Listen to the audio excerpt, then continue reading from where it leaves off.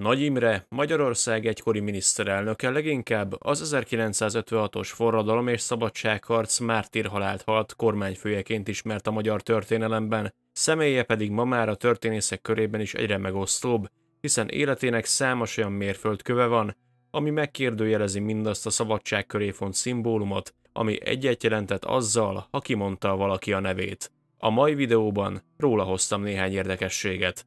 Tartsatok velem!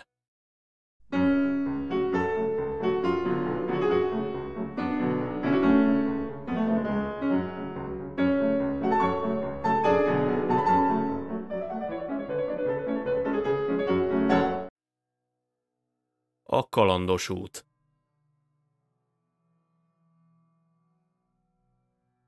Általában politikusként, közgazdászként és diplomataként emlegették Nagy Imrét, habár fiatal korában dolgozott ő lakatossegédként, sőt ügyvédi irodában alkalmazottként is. Az első világháború miatt szakította meg felsőkereskedelmi tanulmányait, de mivel folytatni akarta, egy 1914-ben bekövetkezett lábsérülésnek köszönhetően a katonai szolgálat alól felmentették és káderhez küldték Székesfehérvárra. Azért, hogy ne kelljen átélnie azt a poklot, amit az olasz fronton látott, kimenője alatt kitérődtett Kaposvárra, ezért megvonták az engedélyét, és újra katonai szolgálatra kötelezték. Ezért időhúzásképpen elvégzett egy géppuskás tanfolyamot is, hát ha ki tudja húzni vele addig, míg a harcok alább hagynak. 1916-ban az orosz fronton kezdett oroszul tanulni, és templomba járó lett. Még ebben az évben hadifogságba került és az 1917-es orosz forradalomig raboskodott a fagyos keleten.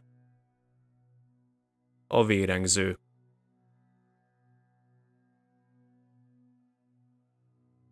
Nagy Imre 1918-ban szabadulva a Vörös Gárda tagja lett. Egyes történészi feltételezések szerint Nagy Imre részt vett II. Miklós orosz cár kivégzésében, azonban kellő bizonyíték hiányában nem megerősíthető ez a kijelentés. Az orosz hadifoglyok közt több Nagy Imre is lehetett, így csak találgatni lehet. 1920-ban lett bolsevik, majd egy hónapos csekista kiképzésen is részt vett, vagyis a Cseka állományának, a szovjet állambiztonságnak lett a tagja. Az illegális kommunista.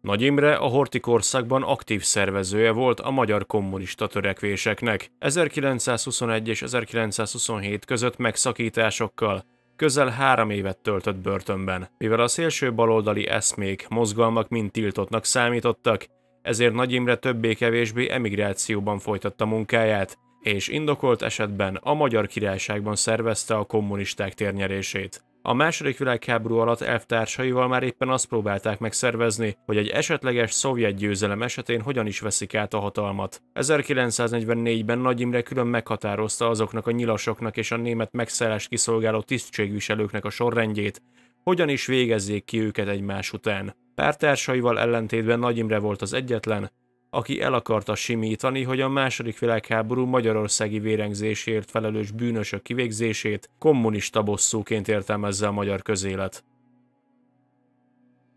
A földreform.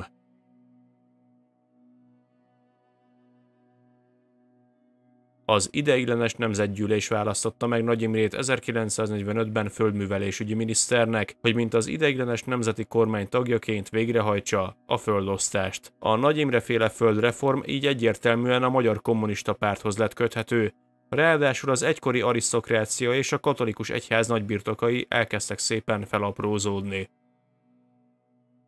A kritikus.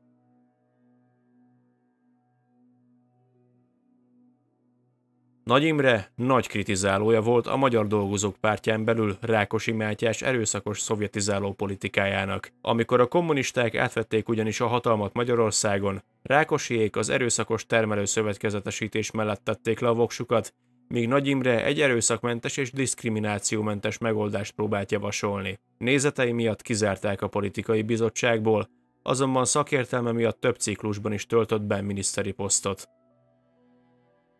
A népszerű miniszterelnök. Sztálin 1953-ban bekövetkezett halálát követően Nagy Imre mondott beszédet a szovjet diktátor emlékére az országgyűlésben. Az azonban mellbevágó esemény volt, amikor az új szovjet vezetés közölte, hogy reformokat akarnak elérni Magyarországon. Mégpedig szakítani akarnak a sztálini hagyományokkal, és ennek első számú lépése az, hogy Rákosi Mátyást, Sztálin legjobb tanítványát elmozdítják a miniszterelnöki székből, és egy reformokra nyitott kommunista politikust tesznek meg kormányfőnek, vagyis Nagy Imrét. Az elsöprés.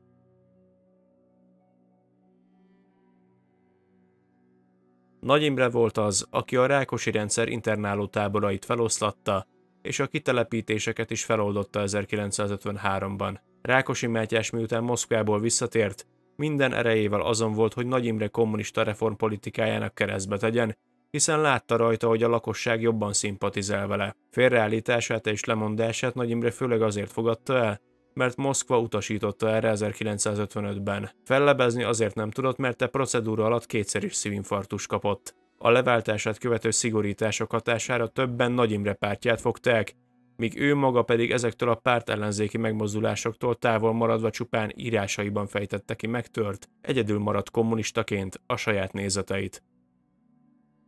A forradalom.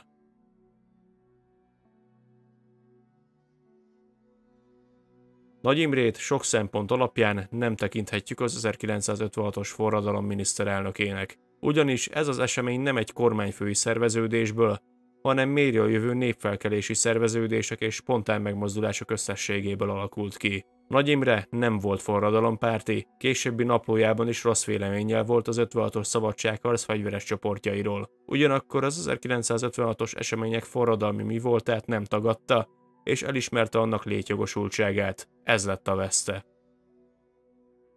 A deportálás.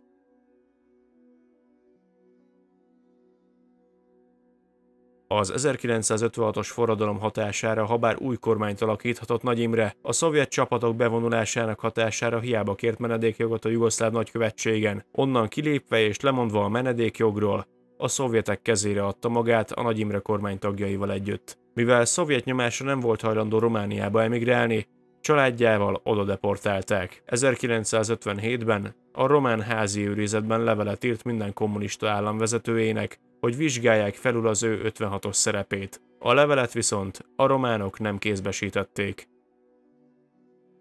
Az ítélet.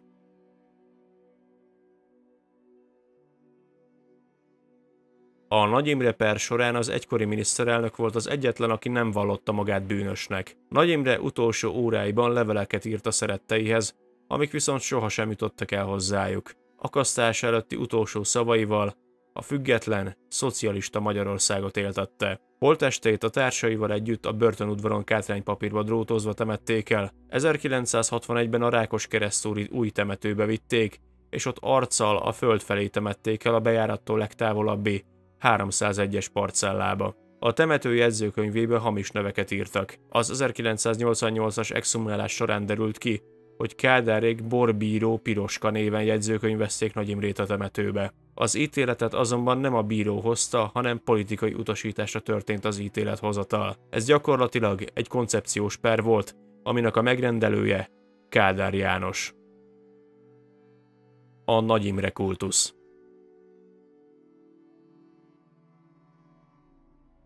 Nagy Imrét nagyon gyakran tévesen értelmezik az 1956-os forradalom miniszterelnökének. Ő csupán az akkori Magyar Népköztársaság miniszterelnöke volt, akit a tüntetőtömeg kiharcolt magának egy második Nagy Imre kormány megalakításához. Ugyanolyan kommunista politikus volt, mint a többi, az akkori Magyar Állampárt belső köréből kikerült államférfi.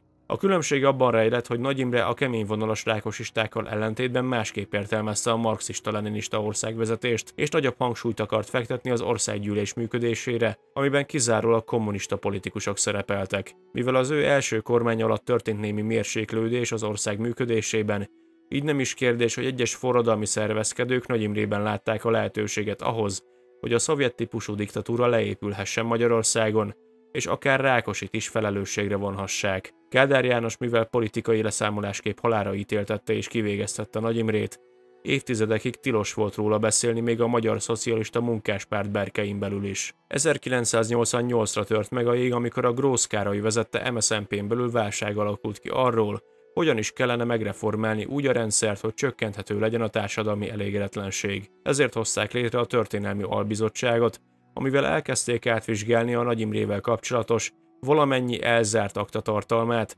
hogy belekapaszkodhassanak a személyébe és egy mérsékeltebb irányt tudjon venni az állampárt. Azzal nem számoltak, hogy az 1956-os forradalom és szabadságharc eszményített Nagy Imre képe még élénken élt az emberekben, főleg a nyíltan ellenzékiséget vállaló értelmiségiek körében, ami mind meghatározta a rendszerváltozás szellemét és légkörét. 1989-ben hozta létre Nagy Imre lánya, Nagy Erzsébet a Nagy Imre Alapítványt, és annak a Történelmi Igazságtétel Bizottságának is az alapítója volt, amelyik végül az egykori miniszterelnöknek és társainak az ítéletét a legfelsőbb bírósággal semmisnek nyilvánítatta. Nos, ennyi lett volna ez a kis videó.